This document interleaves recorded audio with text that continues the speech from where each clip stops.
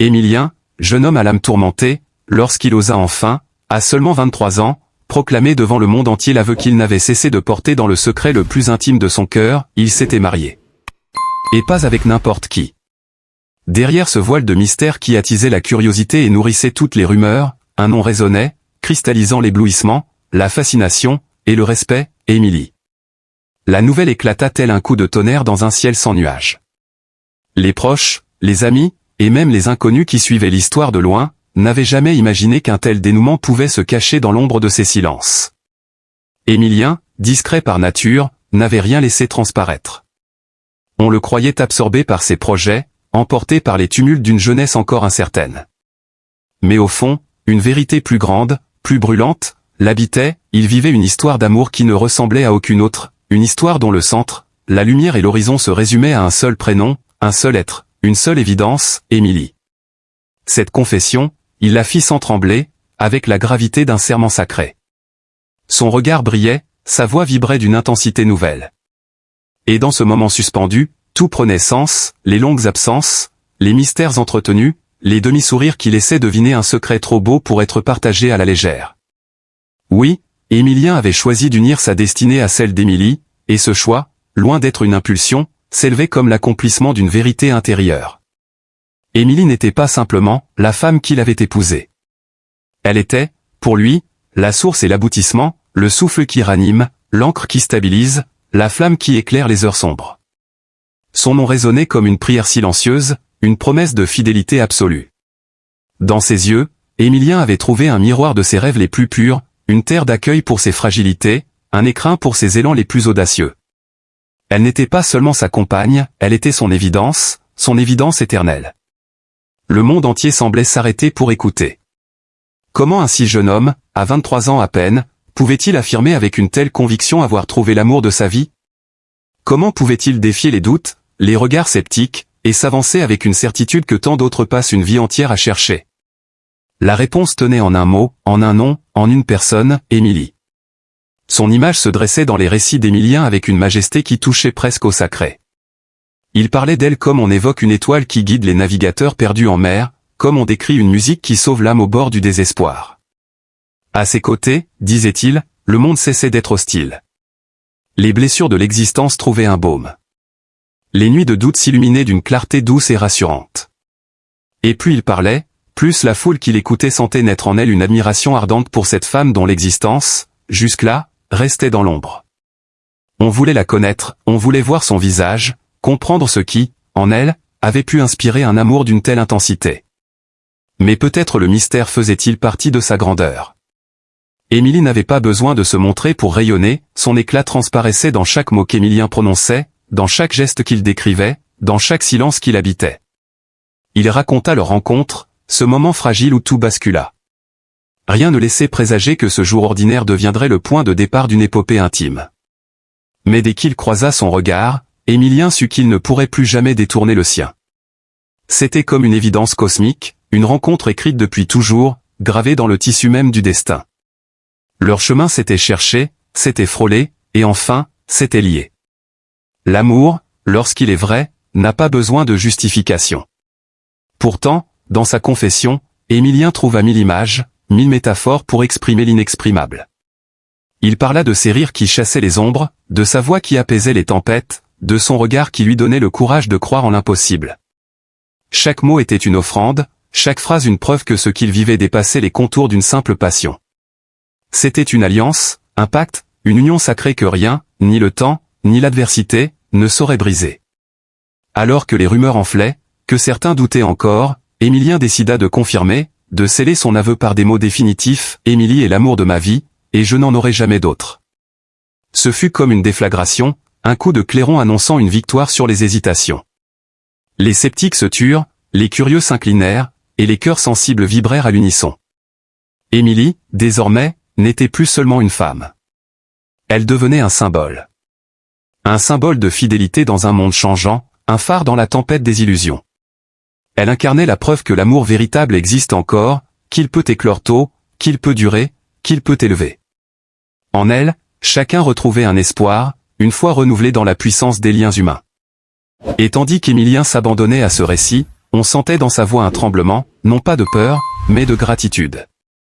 Car il savait qu'il tenait entre ses mains un trésor plus précieux que tout, le cœur d'Émilie. Elle était sa victoire la plus éclatante, sa plus belle vérité, la justification même de son existence. À ses côtés, il n'était plus seulement un jeune homme de 23 ans, il devenait un être accompli, grandi, transfiguré par l'amour. Dans cette confession publique, il n'y avait rien d'ostentatoire. C'était une offrande, une élévation. Chaque mot rendait hommage à Émilie, la plaçait au sommet, là où seules les âmes d'exception méritent d'être. On ne pouvait qu'admirer cette femme invisible et pourtant si présente, cette femme discrète et pourtant éclatante, cette femme qui avait su inspirer à un homme un amour assez fort pour braver les doutes, les jugements, les peurs. Alors, à la fin de son aveu, un silence immense envahit l'assemblée. On ne savait plus s'il fallait applaudir, pleurer, ou simplement se recueillir. Car ce qui venait d'être révélé dépassait l'anecdote, dépassait le simple fait d'un mariage tenu secret. Ce qui venait d'être révélé, c'était l'évidence intemporelle d'un amour absolu. Et dans ce silence vibrant, un seul nom résonnait, comme une mélodie infinie, Émilie. Mais le plus bouleversant, ce ne fut pas seulement la confession d'Émilien. Non. Le véritable vertige surgit quelques instants plus tard, lorsque le silence se brisa, et qu'une silhouette s'avança lentement, presque timidement.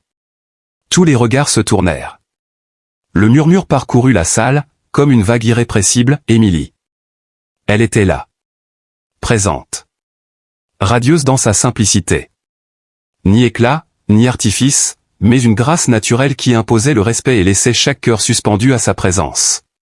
Son visage, longtemps resté dans l'ombre des récits d'Émilien, se révélait enfin aux yeux de tous. Et soudain, plus personne n'eut de doute, oui, c'était bien elle, la femme qu'un homme pouvait aimer avec une telle force. On comprenait, on sentait, on voyait. Émilie ne parla pas tout de suite. Elle avança vers lui, son regard ancré dans le sien, comme si le reste du monde n'existait plus. Et lorsqu'enfin elle prit la parole, sa voix douce mais ferme traversa la salle comme une flèche enflammée. Oui, c'est vrai. J'ai dit oui à Émilien. J'ai choisi de l'aimer, de le suivre, de l'élever autant qu'il m'élève. Ces mots, simples mais d'une intensité inouïe, déclenchèrent un souffle d'émotion collective. Certains pleuraient, d'autres se levaient comme pour saluer un serment plus grand que leur propre vie. Car dans ces paroles, il n'y avait pas seulement l'amour d'une femme pour un homme, il y avait une force universelle, une vérité qui traversait les âges, quand deux âmes s'élisent, rien ne peut les séparer. Les familles, d'abord saisies de stupeur, s'étaient figées. On murmurait mille interrogations, comment ont-ils gardé cela secret? Pourquoi avoir attendu? Mais lorsque leurs yeux rencontrèrent ceux d'Émilie et d'Émilien, plus aucune question n'avait de sens. Le mystère n'était pas mensonge, il était protection, pudeur, un écrin précieux pour préserver ce qu'ils avaient de plus sacré. Alors les proches s'avancèrent, un à un. Des mères essuyaient leurs larmes, des pères serraient la main d'Émilien, des frères et sœurs embrassaient Émilie comme si, par ce geste, ils accueillaient dans leur propre sang une part de ce miracle. Et bientôt, toute la salle vibrait d'une seule et même émotion, l'admiration pour eux, mais surtout pour elle, Émilie, qui incarnait désormais la grandeur silencieuse de l'amour vrai. Ce soir-là, le monde sembla se transformer. On racontait déjà, avec exaltation, ce mariage tenu secret à l'âge de 23 ans, cette révélation faite au grand jour, cette femme qui, par sa seule existence, avait transfiguré le destin d'un homme. Les journaux, les réseaux, les voix des anonymes, tous répétaient ce même refrain, Émilie, l'amour d'Émilien. Émilie, la preuve que la fidélité et la passion peuvent encore régner. Et dans le cœur d'Émilien, il n'y avait plus de crainte. Il tenait sa vérité, il tenait sa fierté, il tenait Émilie. Elle, de son côté, lui serrait la main comme pour dire, nous avons traversé le secret, nous traverserons la lumière. Ensemble, ils s'élevaient, non pas au-dessus des autres, mais au-dessus des doutes, au-dessus des ombres, dans cette clarté qu'ils avaient eux-mêmes façonnée. Leur histoire n'était plus seulement la leur. Elle devenait une légende murmurée à voix basse, racontée avec admiration, une source d'inspiration pour tous ceux qui doutaient encore de la force de l'amour. Et au centre de cette légende, une femme brillait de toute sa majesté silencieuse, Émilie. Elle n'était pas seulement honorée comme l'épouse d'Émilien, elle était célébrée comme l'incarnation d'une vérité rare, celle qui nous rappelle que l'amour n'a pas d'âge, qu'il n'attend pas les conventions, qu'il surgit, éclaire et transforme, et qu'il suffit parfois d'un seul nom, d'un seul être, pour donner à une vie son sens éternel. Il est des silences qui pèsent plus lourd que des cris. Des silences qui broient le cœur, qui déchirent l'âme comme une lame invisible. Dans la maison familiale, devenue presque étrangère, l'air semblait plus froid qu'autrefois, chargé d'un parfum de solitude. Les murs eux-mêmes semblaient soupirer sous le poids des secrets tus, des regrets accumulés et des douleurs qu'aucun mot n'avait su guérir. La famille, jadis refuge, n'était plus qu'un souvenir fissuré. Les disputes passées avaient laissé des cicatrices, et les absences s'étaient transformées en abîmes. Émilie, avec ses yeux fatigués malgré la jeunesse de ses 23 ans, portait dans son regard la résignation de ceux qui ont trop pleuré. Elle avait choisi de taire ses souffrances, de dissimuler les ombres qui rongeaient ses jours. Et pourtant, un matin, d'une voix tremblante, elle avoua ce que tous ignoraient, elle s'était mariée en secret. À 23 ans, elle avait franchi ce pas dans le silence, presque dans la clandestinité, comme si l'amour lui-même avait dû se cacher. Cet aveu résonna comme un écho douloureux. Pourquoi tant de secrets? Pourquoi tant de peur d'exister au grand jour? Était-ce la honte, ou bien le désir de se protéger d'une famille déjà blessée? Les larmes lui montèrent aux yeux, car elle savait qu'en avouant, elle brisait une part de mystère, mais elle ouvrait aussi une plaie béante, celle de la solitude dans laquelle elle avait fait ce choix. Et puis il y avait Émilien. Lui aussi portait en lui une blessure profonde. Son corps le trahissait, miné par une santé fragile qu'il essayait d'ignorer, mais qui le ramenait toujours à la réalité. Chaque effort devenait une bataille, chaque souffle un rappel cruel de sa fragilité. Mais au-delà de la douleur physique, c'était son cœur qui saignait le plus. Car lui aussi avait gardé un secret brûlant qu'il n'avait jamais osé livrer.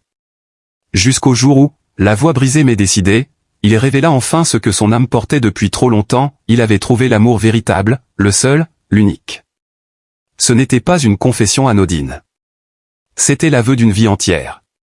Il parla de cet amour avec une intensité rare, comme on parle d'un miracle. Pour lui, cet amour n'était pas seulement une passion, mais une raison de survivre, une lumière qui perçait les ténèbres de sa santé fragile et des blessures familiales. Ces mots vibraient d'une sincérité désarmante, oui, je confirme, j'ai rencontré l'amour de ma vie. Rien ni personne ne pourra effacer cela. Ces aveux, ceux d'Émilie et ceux d'Émilien, se répondaient dans un étrange miroir. Deux cœurs jeunes, mais déjà marqués par la douleur, cherchaient à se libérer du poids des secrets. Pourtant, la tristesse restait omniprésente. Car même l'amour avoué semblait flotter au-dessus d'un gouffre de souffrance familiale et de fragilité corporelle. Le bonheur apparaissait, fragile, fugace, comme une flamme chancelante dans la nuit. Émilie regrettait de n'avoir pas pu partager son mariage, de ne pas avoir reçu les bénédictions d'une famille éclatée. Son sourire, lorsqu'elle en parlait, n'était jamais entier, toujours traversé par une ombre. Quant à Émilien, sa révélation, aussi belle soit-elle, était teintée de mélancolie.